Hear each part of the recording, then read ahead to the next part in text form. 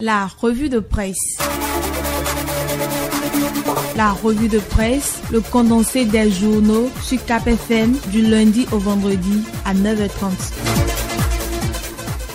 Mesdames, Messieurs, amis des journaux, bonjour. La capitulation du candidat du duo du parti Les Démocrates Renaud Agbojo alimente les colonnes des journaux. Après la validation définitive du duo candidat du parti à la présidentielle, Agbojo signe forfait. Il quitte le parti Les Démocrates et en plus la politique affiche l'événement précis. Nous devons préserver la paix. J'annonce mon retrait temporaire de la vie politique. Crash, Maître Renaud Agbojo, entendu par Fraternité, qui parle de son fair play. Agbojo, la décision de trop qui cache un nom dit soupçonne Matin Libre. Voilà qui amène les 4 vérités de Blaise Tossou à certifier que les démocrates sont éliminés de la course et Maître Agbojo annonce son retrait de la vie politique. Pour le quotidien du service public La Nation, Renaud Agbojo annonce son retrait temporaire de la vie politique. Le journal du service public découvre aussi que des députés LD demandent la poursuite du processus tel que ça se présente maintenant. Notre idéal ne mourra pas, s'encourage-t-il, ajoute l'événement précis qui a vu Guy Dossou Mitokpe exprimer sa tristesse et le candidat recalé Renaud Agbojo reconnaît les dysfonctionnements internes au parti. Les démocrates rapportent l'événement précis et le potentiel. Agbojo, en capitulant, reconnaît les mérites de Romia Wadaï, relève décryptage info. Romia Wadaï, votre responsabilité dans la conduite de la destinée du Bénin sera grande, a déclaré Maître Agbojo, rapporté par les 4 vérités. C'est donc clair désormais. Le candidat du duo pour la présidentielle de 2026 s'aligne ainsi dans le rang qui portera sans doute Romia Wadaï à la succession du président Patrice Talon, un rang de soutien qui s'allonge avec la révélation faite par Fraternité dans ses colonnes. Maître Adrien Hungwezi a officiellement déclaré son soutien à Romia Wadaï. Il estime que Romia Wadaï, fort de 10 années d'expérience aux côtés du président Patrice Talon, est le plus qualifié pour diriger le pays et poursuivre l'œuvre du développement engagée depuis 2016 par le Bénin.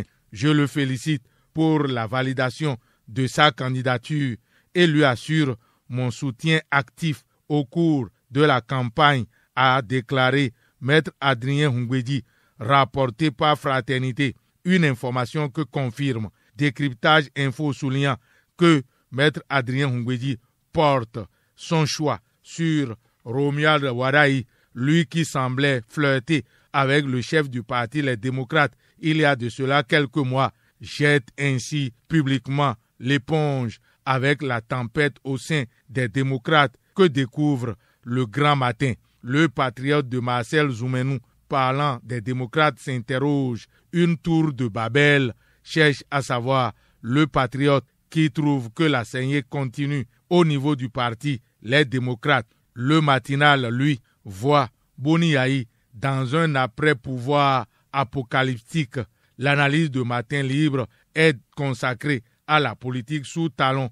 Régime trop fort ou opposition mal inspirée cherche à savoir. Le journal dirigé par Chérif Riwanou qui sert le plat de son analyse dans ses colonnes. La tempête qui secoue le parti Les Démocrates ne l'a tout de même pas empêché à s'engager pour les élections communales. Pour le dernier jour du dépôt des dossiers, hier mardi 28 octobre 2025, Fraternité a noté la course contre la montre et relève la présence de FCBE, suivi de l'Union progressiste Le Renouveau, Moël Bénin, les démocrates et le Bloc républicain.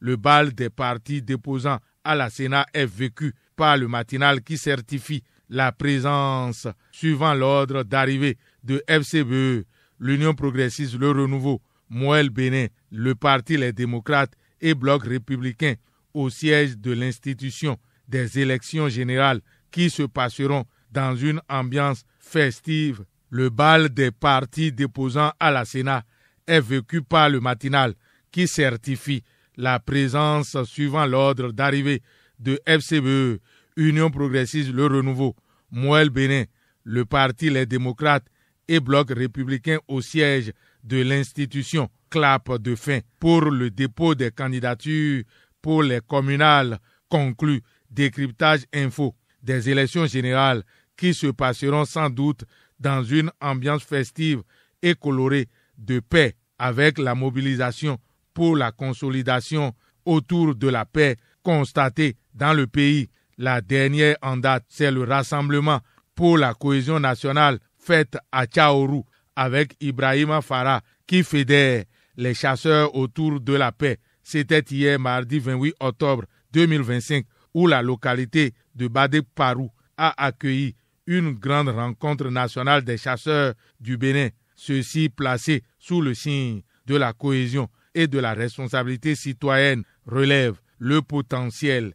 Élection 2026, les chasseurs du Bénin s'engagent pour la paix, confirme l'événement précis. D'autres informations ont meublé les parutions dans la presse ce jour. Progrès sur le site de production d'électricité de Maria Gleta. Le Bénin en marche vers l'autonomie énergétique, constate la nation. Pour le financement du développement local, Wadaï mobilise 74,5 milliards de francs CFA pour l'agriculture, la formation et l'accès à l'eau dans 31 communes. Rapporte Décryptage à sa manchette. Stationnement devant le portail de l'université d'Abomey-Calavi quand le désordre défie le rectorat, déplore le patriote de Marcel Zoumenou.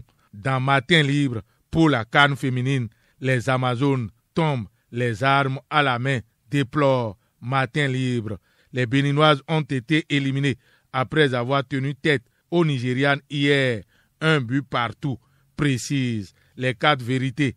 L'économiste de Léonard Dossou déplore une situation, croissance en Afrique, une embellie dans un environnement toujours incertain pour le développement du pays. Une conférence internationale se tient à Cotonou sur l'impôt financier, rapporte l'économiste qui relève aussi que la coopération Bénin-Japon a accouché du lancement de l'échangeur de Védocor, un Béninois élu trésorier de la Chambre de commerce européenne, ancien gardien de but de l'équipe nationale junior du Bénin. Amavi Rémi a réussi sa reconversion dans le milieu des affaires. Actuel directeur général d'un groupe, il vient de connaître cette promotion, informe l'économiste. Fin de cette revue. À la prise de son, Fatih Wahoyon. Réalisation et présentation, Lucien Dossou. Agréable journée à toutes et à tous. C'était la revue de presse.